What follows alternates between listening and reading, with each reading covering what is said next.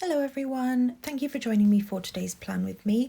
Before we get into the kit and the plans, I just wanted to spend a couple of minutes just showing you my planner for next year. So the planner I'm using is going to be the Sadies Stickers Undated planner. I've put on all the labels myself. You can buy them from her shop. I bought them at the same time I purchased the planner. However, and I'm just showing you the difference in size. So this one is my Sadie Stickers one from this year, and you can see how full it's got, but how well it's holding up. The coil is the perfect size, and it just, it doesn't get kind of too overloaded and bulky. And I've been really happy with how it's held up in that way. You all are aware that, or I say you're all aware, if you've been watching since the beginning of the year, you'll be aware that I've been so frustrated with the paper quality this year. It really has been so annoying. This 2025 planner has been my third Sadie Stickers planner. I adored my previous ones. They were fantastic. I could rip up a sticker 10 times and it wouldn't leave a mark. Unfortunately, my 2025 planner, every time I put down a sticker and pull it up, it leaves a mark, no matter how hard I try not to. I follow, someone gave me some advice many months ago saying to sort of take some of the stickiness on the back of my hand. I do that with every single sticker that I put down, and I still rip the paper. I could be laying it down super lightly, not even pressing it down. I will take it off the page and it will rip. So that has been infuriating, and I'm really hoping. I did email them about the quality of the paper to ask if they'd changed supplier or if something had changed about the paper at all, and they said no, and that with their sort of newer stickers there shouldn't be a problem. But that it doesn't make any sense to me, because if I've been able to use all these other sticker shop stickers in your planners before, why is this one ripping? So I know I'm not the only one that's had that problem. Excuse me. Sorry, I've got something in my throat. I know I'm not the only person that's had that problem. And I haven't tried out the paper in the new one. It feels the same, to be honest, so I don't have the highest hopes, but sorry, it's really annoying me. It's not going away, whatever it is. I'm just constantly cracking. Sorry, I can try and cut that out if I need to keep coughing. So I did have a look at the Harriet Wright Designs planners, but she hasn't updated her format. I would buy hers in a heartbeat.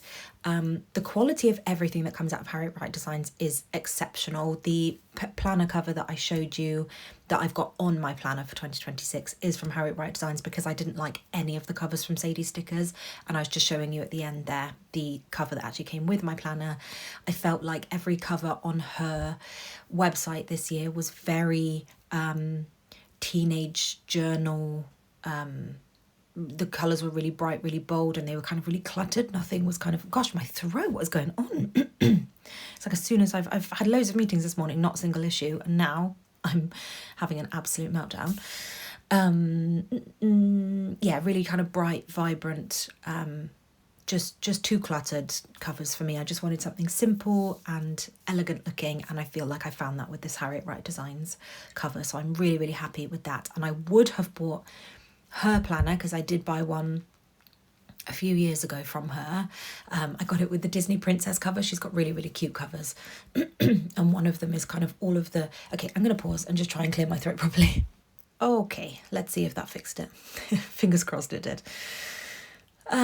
Yes, the really pretty cover with the princesses, the kind of backs of the princesses, super cute. I love that. Would have had that again if I didn't have it already. But the quality of her paper was incredible. It is the smoothest, thickest, like buttery soft. Now, for all I know, in the last 3 years, maybe she's changed provider. Sorry, I just need to move it in my chair. Maybe she's changed provider, maybe she's changed manufacturer, maybe the quality has gone down with those as well. But certainly from that planner that I bought before, and from everything that I've bought from her shop, her shipping takes a bit longer now. I think it was just under 5 weeks for this cover to be shipped to me, and I'm in the UK, so it arrived within a couple of days after it had been shipped. But yeah, I've bought kits from her, I've bought foil stickers from her, I've bought everything from her, and I would have... Oh, I think Wendy just No, it was a lorry, so I thought Wendy was doing something naughty. I could hear something rattling, but I think it is just a lorry outside. Sorry, I'm trying to listen really carefully. Yeah, so I would have bought the planner from her, but she hasn't updated her format, and the format doesn't work for me. So she has the 7 columns, and then I can't remember if she maybe even has 8 columns now, but I know she has a 7 columns and then a blank sidebar, but the columns are too long, so I wouldn't be able to do what I want to do in the date cover section, and the washi wouldn't fit. The sort of standard washi that comes with every kit wouldn't fit without covering up the bottom of the columns, and I prefer the look of where I can see the tops and bottoms of the columns, because particularly if I want to do the dainty dots around each column, I feel like it would look a bit silly if I was just doing that and it was just in the middle of the column. So the format doesn't work for me. However, I may have to just consider that I need to get over that if this 2026 planner has the same issue. I will let you know. I'm planning on using Miss and Meow's New Year kit for my first week in my 2026 planner. So when I actually come to the point of recording that, I will make sure that I feedback what the quality of the paper is like. But yeah, sorry, that was a really long way of saying I've got Sadie Stickers undated 7x9 planner, and the cover is from Harry Wright Designs. What was I going to say? A lot of people have been talking about their planner setups for 2026. I've never understood how anyone can keep track of more than one. So I have my little planner that I like scribble my notes in. It's an absolute mess, and I'm not going to show it because it's very much just me at the end of every day writing work, what Wendy, watched this TV show, ate that dinner, whatever we did. So I just have that, and that's like £6, £7 off of Amazon. And then I have my 7x9, which is my memory planner. That's it. I don't do any functional planning. I don't do any journaling. I don't understand how people keep up with all of these things. And the sticker, like purchasing and organisation, I just cannot imagine. This hobby is already expensive, but if I had multiple planners, I would be broke. I just don't understand.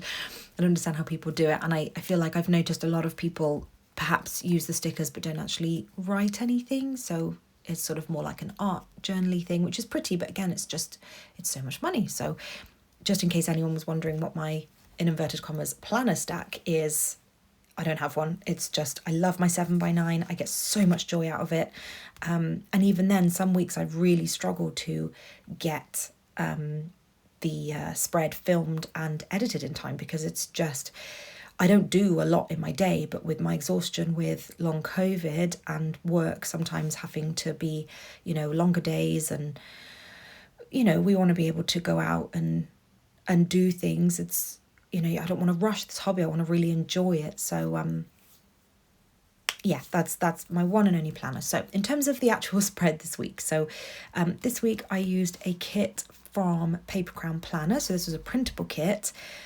I cannot for the life of me remember what it's called, but it'll be in the description box below anyway. But it was in one of her new releases. It's a festive kit, and it was in her new releases.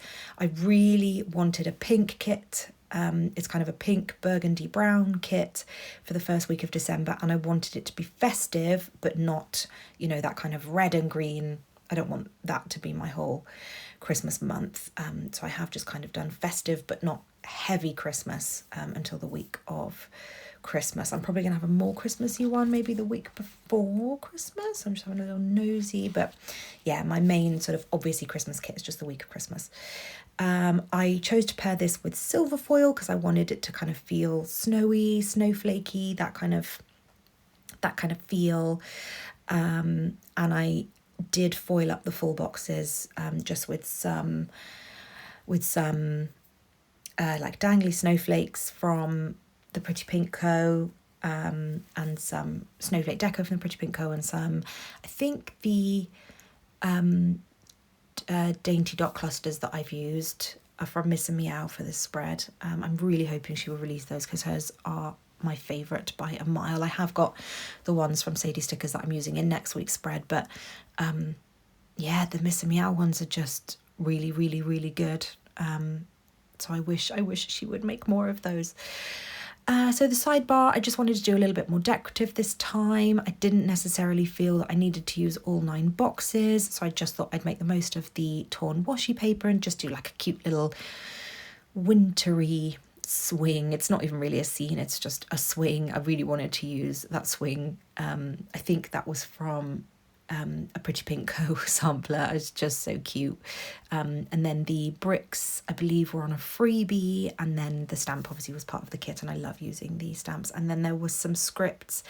I think they might have been from a Paper Trail Plans freebie, or maybe they were from Pretty Pink as well. Anyway, a couple of scripts. I never usually do that sort of thing, but just wanted to really foil up that sidebar, and I absolutely love it. And in the date cover section, I used some Panda Bird Design date covers. I love them. I always love how they look with some floral deco behind. Obsessed. I think it is the prettiest, most delicate, elegant thing. And I'm really, really happy with how that came out. And I'm glad I made that choice, because it just kind of, some of the colours in this kit quite dark, and it just kind of lifts the page, just makes it a little bit lighter, a little bit brighter. And then I used a little calendar in the corner. I just popped a little snowflake on that. And then that December script is from, I believe, a Miss and Meow freebie. I'm going to confidently say it's from a Miss and Meow freebie. But again, those will be from forever ago. So in terms of actual plans this week, I don't think there's anything too exciting until the weekend. Lou was working in Oxford on Monday, so I just marked that with a bowstring box from the Give and Go. I love being able to pull these in whenever it works, and the colour scheme just really worked. And I had kind of bigger spaces to fill because I didn't do a whole lot. So yeah, it just made sense to make the most of those. I love being able to use my Give and Go boxes when I can. I have so many, and I need to be using them more. I just marked having a day off with this cute little snowman mug, and one of the kind of wind stickers from Pretty Pink Co.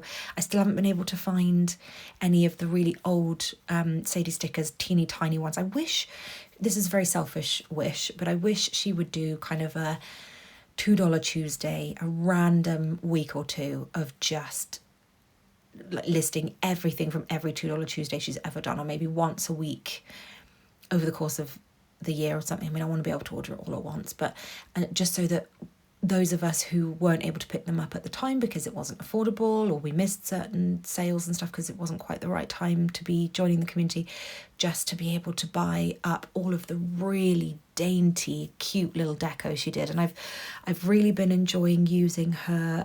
She has an overstock section on her website, and she's got bees on there. She's got a couple of different Christmas collections on there, Valentine's, celebrations, all sorts of different ones on there. I highly recommend having a look. You can't choose what you get because it's like a grab bag, so you just get 10 random ones, but they're so cute. And I got one of the Christmas ones, but I got it in all 3 foils. And then I got the bee one, but she only had it available in silver, which was a shame. I really wanted gold. I grabbed a Valentine's Day one and a birthday one, and I think the boho one, because I wanted to see if any palm trees would come in it, and they did. I was so pleased with that. But you just can't get that tiny little deco anymore. And now that she's not doing $2 Tuesdays at all, it's really hard to come by the really small, cute deco. It just doesn't seem to be a thing anymore. So my heart is dreaming that at some point in the future she will just do like a random bring back the favourites $2 Tuesday, and I will go absolutely crazy and spend my entire life savings on $2 Tuesdays. But they're so worth it. They're so like brilliant to be able to foil up spreads. But there we go. It is what it is. It's a once upon a time thing, isn't it? And it's not that time anymore. So I'm not going to go plan by plan because I'm about to run out of time. But I pulled in some Crafts by Towie calendars, some of the foiled ones, some Panda Bird Design Gathered Layers collection, the kind of doily rectangles. I'm trying to see, we watched Bloodlines with one of our friends who hadn't seen it yet, the latest Final Destination. Absolutely fantastic film, man. It's so well done, and it pays very good homage to the previous films. We did go and see the new Predator film, which is good, Predator Badlands. I can see why it divided a lot of people, because it is a 12A, and it didn't have that kind of horror, where Alien is very much a horror genre, and this was kind of a crossover between the Predator and Alien franchises again.